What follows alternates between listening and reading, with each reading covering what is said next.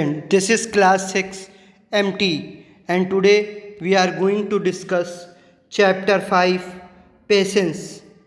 Chapter 5 patience.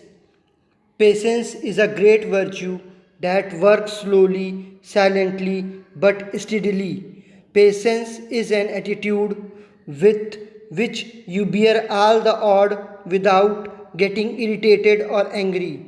A person faces both good and bad times of his life. During good time, the person feel happy, but during the bad time, the person feels sad and irritated. Disappointment make life seem useless to him. He began with loose patience. The person overlooked the unique rule of the nature that good and bad times are passing phases of life. Virtuous men never lose their patience even in the toughest of situations. Christopher Columbus was one of them. Now read about him with this story. During the period of Renaissance, many great explorers sailed out to discover different sea routes and lands. Once Christopher Columbus took an adventurous voyage, he was determined to discover the sea route to India. Backed by the king, he prepared himself for a long and adventurous voyage.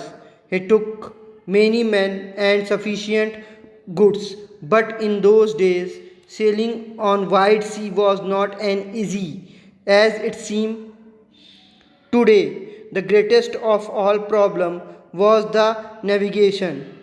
Christopher Columbus and his men started their voyage with a great glee. For the first few months, everything was alright, but slowly the glee began to die, and an irritation began to spread among mariners because there was no sign of land anywhere, only water and water everywhere. The mariners became impatient, and their food stock was also reducing. When their patient became nil, they hatched a plot to kill Christopher Columbus. But he was remained patient. He did not say anything. After some time, he called all the mariners in a meeting. The angry mariners gathered in front of him. He greeted them warmly with cool and patient mind. But the mariners uttered hot words on Christopher Columbus, but he not lose his temper and remain patient. He begged for 2 more days. He promised that if they did not get any sign of land during these 2 days, they would return homeward. Unfortunately, no sign of land was seen in the first 2 days. But the Christopher Columbus became very thoughtful. Still, he remained patient and he kept faith on himself that he would succeed. For the last time, he picked up his binocular to see the far off sea if any hope was buried there.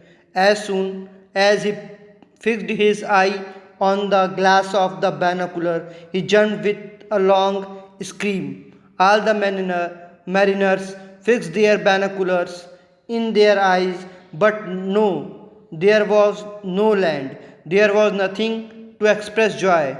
After a long search, found only a deserted nest of bird. Christopher Columbus explained them that there was a nest, so there was a land. As there was forest, there was a forest. As there was forest, there must be a land. At the end of the day, they saw a clear line of land, and on next day they landed on it. It was the America that Christopher Columbus discovered.